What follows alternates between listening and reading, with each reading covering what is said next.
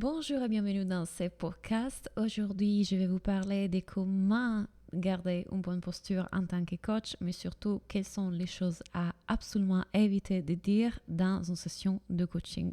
Donc ceci est le podcast dédié vraiment aux coachs qui veulent améliorer leur technique, qui veulent apprendre plus sur les techniques de coaching, qui veulent s'assurer que leurs clients vont avoir un maximum de résultats avec leur coaching et qui tout simplement sont passionnés de coaching. Donc dans ces podcasts, j'ai envie vraiment de vous parler de quelles sont les choses qu'il faut absolument éviter de dire dans une séance de coaching et quelle est la bonne posture pour le coup à tenir lors d'une session.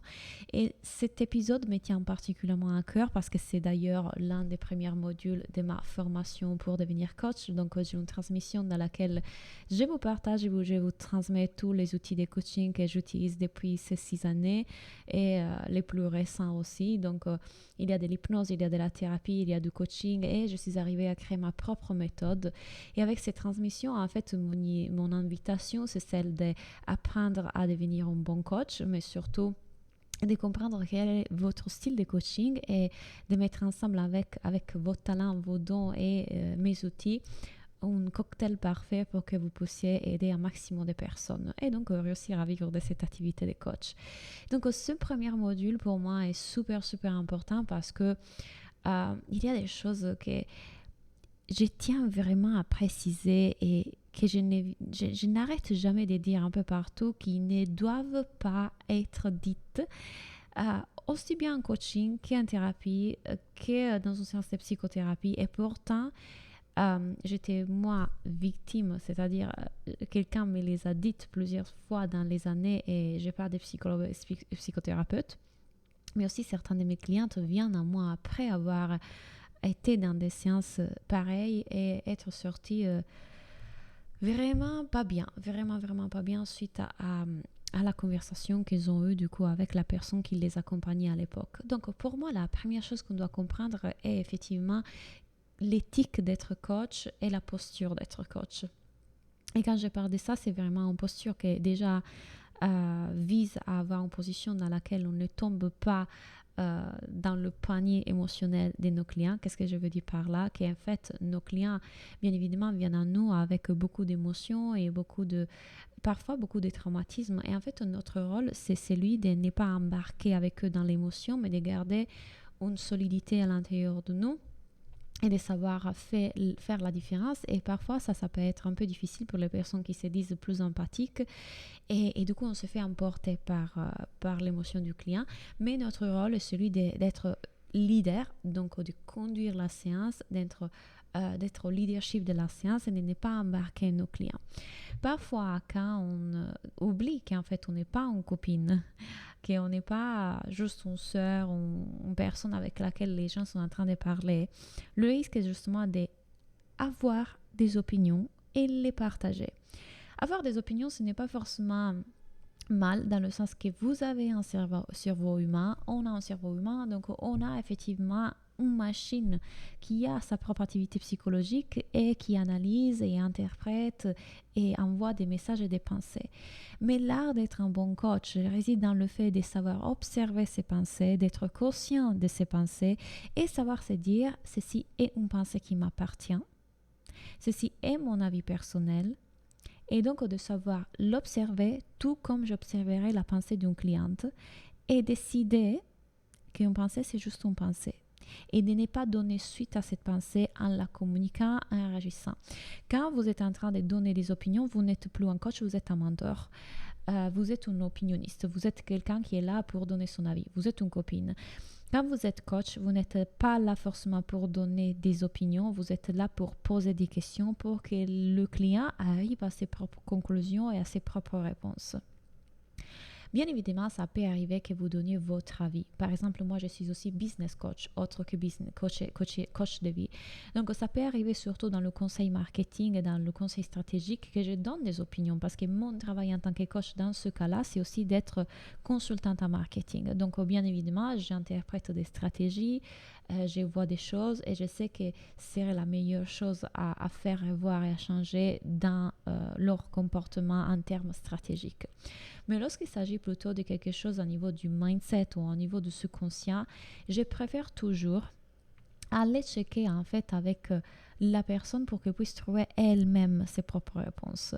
Il y a des fois que, puisque je suis une personne qui a aussi du clair ressenti, je peux avoir des intuitions et je peux avoir des images, des flashs, tout simplement des informations, des messages autres que tout simplement mon mental.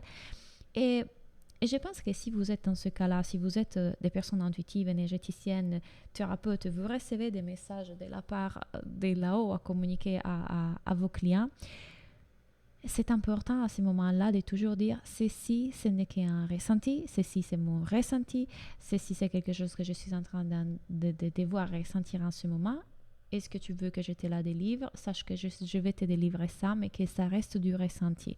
Et je pense que c'est important de toujours mettre cette phrase à l'avance parce que comme ça, on donne le choix au client de quoi en faire de cette information et d'être consciente en fait que, rappelle-toi, je suis toujours un être humain avec ses filtres, donc le message que moi je reçois est toujours filtré aussi par mon humanité. Et tu décides quoi en faire à ce moment-là. Tu viens à moi, si tu viens à moi, c'est parce que tu fais confiance aussi à mon ressenti, parce que je laisse ça apparaître dans ma communication, dans ma façon de coacher. Donc tu le savais déjà que j'aurais pu te délivrer des messages, mais éventuellement tu étais OK avec ça. Parfait, on avait un accord. Mais je pense que c'est important du coup de toujours souligner le fait que ceci n'est pas une opinion, mais c'est plutôt du ressenti et que les personnes puissent en faire ce qu'ils veulent, que de délivrer comme ça, sans qu'elles soient en mesure de prendre une décision avisée de quoi faire de ces conseils-là. Première chose.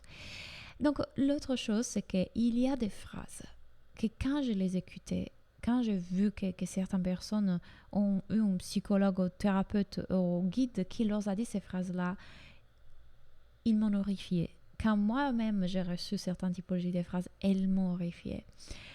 Si on continue sur la ligne de penser qu'on ne donne pas nos opinions, mais on est là pour poser des questions, il y a des phrases en particulier qui sont de l'ordre de l'opinion, qui ne devraient jamais être dites à un client, et sont les suivantes. C'est que tu ne t'aimes pas assez. C'est que tu as de l'aine envers toi-même. C'est que tu as du vide à l'intérieur de toi. Et je pourrais continuer. Tu ne crois pas, tu crois d'être quelqu'un que tu n'es pas. Je vous assure, je pourrais continuer parce que la liste est longue. Et malheureusement, ça sont des phrases que mes clientes m'ont reportées suite à des séances de psychothérapie. Et certaines de ces phrases, je les écoutais moi aussi en première. Et elles sont vraiment terribles. Déjà parce que si vous me suivez depuis un certain moment, si vous suivez mes contenus sur les réseaux sociaux, mes vidéos, mes posts sur Instagram en particulier, mes stories Instagram en particulier, vous savez très bien qu'en fait, je n'arrête jamais de dire que la confiance en soi, c'est un concept créé par notre société, que l'amour de soi aussi, c'est un concept, parce que nous, on s'aime déjà. On a plein de parties sous-conscientes, en fait, que justement pour amour de l'être, du soi, de l'être principal, elles vont faire tellement d'actions que parfois peuvent sembler des actions d'auto-sabotage, elles le sont. Mais pour la partie qui est en train de protéger, ceci n'est pas une action d'auto-sabotage, c'est une action d'amour et de protection. Chaque partie à l'intérieur de nous est là pour nous protéger. Chaque partie en nous veut notre bien. Parfois, elle met en place des stratégies maladroites et d'auto-sabotage pour arriver à ce fin-là. Mais donc, si la personne en face de vous, qui est votre coach ou votre psychologue, est en train de dire « tu ne t'aimes pas assez » et n'est pas en train de prendre en compte une des bases que moi j'enseigne et je transmets dans ma formation, qui est on n'est pas fait d'une seule partie, on est fait de sous-personnalités. Et on n'est pas en train de prendre en compte en fait qu'il y a une sous-personnalité qui a pris les rênes de ma vie à ce moment-là et que du coup est en train d'avoir des actions destructrices envers l'être, le moi. Ils sont en train de vous identifier et vous cristalliser et vous pétrifier dans cette seule partie qui en ce moment est en train de prendre le dessus et qui est en train de vous causer des comportements pour lesquels vous êtes en train de venir en coaching. Je suis là justement pour ajuster ces habitudes, ce comportement et ces choses qui sont en train de ne pas me faire avancer. Et la personne en face de vous doit avoir une compréhension de la psychologie humaine et du cerveau humain assez profonde pour reconnaître qu'en vrai, ce qui est en train de se passer, c'est qu'il y a une partie protectrice qui est en train de protéger notre partie qu'on appelle exiliée, donc la partie qui est en souffrance, et qui est en train de mettre en place des actions de procrastination, autosabotage, conflit, autodestruction, etc.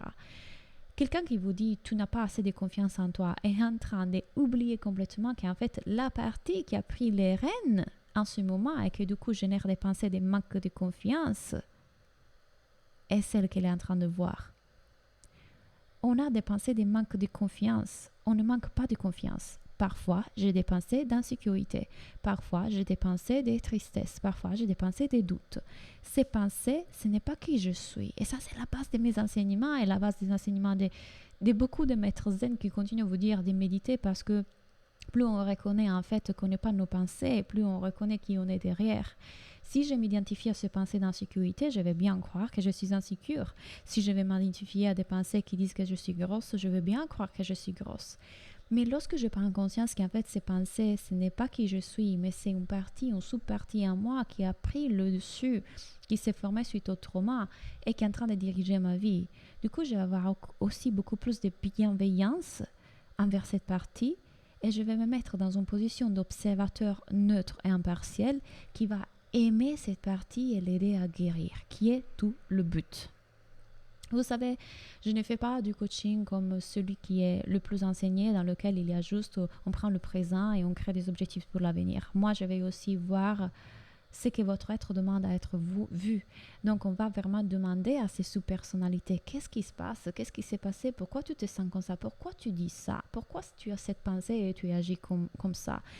Pour moi, il y a, du coup, dans mes enseignements, un mélange de thérapie et d'hypnose et de coaching, justement pour ça, parce que je ne m'arrête juste à, bon, on prend ce qu'il est et on va construire la prochaine action. Ça, c'est qu'une partie de ce que je fais.